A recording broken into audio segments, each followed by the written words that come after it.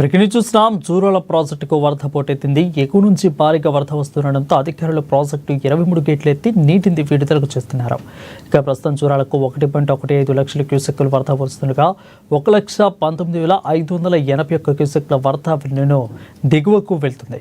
అధిక జూరాల ప్రాజెక్టు మొత్తం నీటి విలువ దాదాపు 318.51 మీటర్లు కాగా ప్రస్తుతం 317.520 మీటర్లుగా ఉన్నది.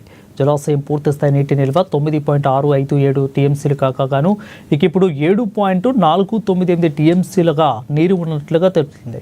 ఇక ఎగువ జూరాల వల్ల జల విద్యుత్ కేంద్రాల్లో 5 యూనిట్ల ఉత్పత్తి కొనసాగుతుంది.